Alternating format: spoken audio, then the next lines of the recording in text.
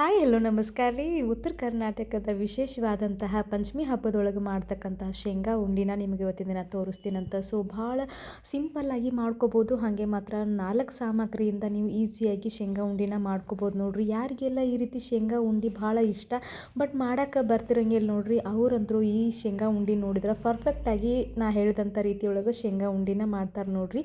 So ಅದು ಯಾವ ರೀತಿ ಹೆಂಗೆ ಮಾಡೋದಂತ ಬರೀಲಿ ನಿಮ್ಗೆ ತೋರಿಸ್ಕೊಡ್ತೀನಂತ. ಸೊ ಮೊದಲೇದಾಗಿ ನಾನಿಲ್ಲಿ ಇಷ್ಟು ಸಾಮಗ್ರಿಗಳನ್ನ ತೊಗೊಂಡಿಟ್ಕೊಂಡಿದ್ದೀನಿ. 1.5 ಕಪ್ನಷ್ಟು ನಾನು ಶೇಂಗಾನ ತೊಗೊಂಡಿದ್ದೀನಿ. ಸೊ ಶೇಂಗಾ ಉಂಡೆ ಅಂದರೆ ಶೇಂಗಾ ಸ್ವಲ್ಪ ಜಾಸ್ತಿ ಇರಬೇಕಾಗತ್ತೆ.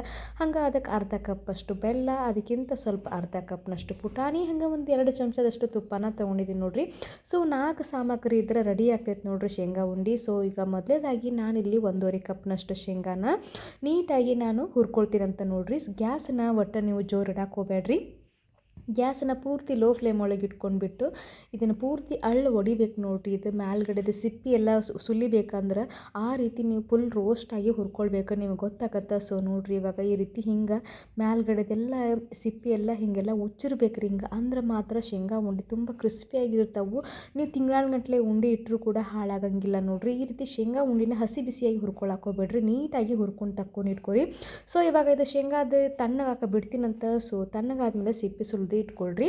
ಈ ಕಡೆ ಪಾಕಕ್ಕೆ ರೆಡಿ ಮಾಡ್ಕೊಳ್ತೀನಂತ. ಸೊ ಏನು 1.5 ಕಪ್ಪಷ್ಟು ಬೆಲ್ಲನ ಹಾಕ್ಕೊಂಡ್ಬಿಟ್ಟು ಅದಕ್ಕೆ ಬೆಲ್ಲ ತೊಯ್ಯೋಟಷ್ಟು ನೀರು ಹಾಕ್ಕೊಳ್ತೀನಿ ರೀ, ಜಾಸ್ತಿ ನೀರು ಹಾಕ್ಕೊಳ್ಳೋಂಗಿಲ್ಲ. ಸೊ ಇಷ್ಟು ನೀರು ಹಾಕ್ಕೊಂಡ್ಬಿಟ್ಟು ಈ ಪೂರ್ತಿ ಬೆಲ್ಲ ಎಲ್ಲನೂ ಕರಗಬೇಕು ನೋಡಿರಿ.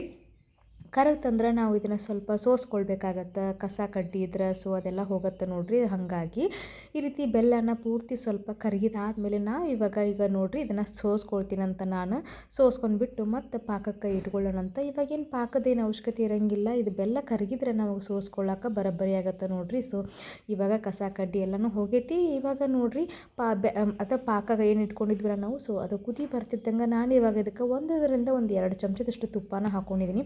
ಸೊ ನೀವು ತುಪ್ಪ ಹಾಕ್ಕೊಂಡ್ಬಿಟ್ರಿ ಅಂತಂದ್ರೆ ಟೇಸ್ಟ್ ಮಾತ್ರ ತುಂಬ ಚೆನ್ನಾಗಿರುತ್ತೆ ನೋಡಿರಿ. ಇವಾಗ ಪಾಕ ಅದು ಬಂದೈತಿಲ್ಲ ಅಂತ ಹೆಂಗೆ ಕಂಡು ಹಿಡಿಬೇಕಂತಂದ್ರೆ ಈ ರೀತಿ ನೀರು ಒಳಗೆ ಹಾಕ್ಕೊಂಡ್ಬಿಟ್ವಿ ಅಂದ್ರೆ ಈ ರೀತಿ ಹಿಂಗೆ ಗಟ್ಟಿಯಾಗಿ ಹಿಂಗೆ ಬರಬೇಕು ನೋಡಿರಿ. ಸೊ ನೋಡಿರಿ, ಇವಾಗ ಪಾಕ ಬಂದೈತಿ. ಇವಾಗ ನನಗೆ ಫಸ್ಟಿಗೆ ಒಂದು ಅರ್ಧ ಕಪ್ಪಷ್ಟು ಪುಟಾಣಿನ ಹಾಕ್ಕೊಳಕತ್ತೀನಿ. ಪುಟಾಣಿ ಹಾಕ್ಕೊಂಡಾದ್ಮೇಲೆ ಬ್ಯಾಳಿ ಏನು ಸುಲಿದು ಇಟ್ಕೊಂಡಿದ್ದೀನಿ ನೋಡಿರಿ ಶೇಂಗಾ ಬೀಜದ್ದು, ಅದನ್ನು ಹಾಕ್ಕೊಂಡ್ಬಿಟ್ಟು ಪೂರ್ತಿ ಚೆನ್ನಾಗಿ ಇದನ್ನು ನಾವು ಮಿಕ್ಸ್ ಮಾಡ್ಕೊಳ್ಳೋಣಂತ. ಸೊ ಪ್ರತಿ ಶೇಂಗಾಕ್ಕೂ ಬೆಲ್ಲ ಎಲ್ಲನೂ ಹತ್ಕೊಳ್ಬೇಕಲ್ರಿ. ಸೊ ಆ ರೀತಿ ನಾವು ಸ್ವಲ್ಪ ಚೆನ್ನಾಗಿ ಇದನ್ನು ಮಿಕ್ಸ್ ಮಾಡ್ಕೊಳ್ಳೋಣಂತ ನೋಡಿರಿ. ಈಗ ಪಾಕ ಇನ್ನೂ ಸ್ವಲ್ಪ ಜಾಸ್ತಿ ಅನ್ಸಾಕತ್ತೈತದ. ಇವಾಗ ನಾನು ಇದಕ್ಕೆ ಒಂದು 2 ಚಮಚದಷ್ಟು ನಾನು ಪುಟಾಣಿ ಹಿಟ್ಟನ್ನು ಹಾಕ್ಕೊಳಕತ್ತೀನಿ. ಜಾಸ್ತಿ ಹಾಕ್ಕೊಳ್ಳಕತ್ತಿಲ್ಲ, ಸ್ವಲ್ಪ ಹಾಕ್ಕೊಂಡಿದ್ದೀನಿ ನೋಡಿರಿ.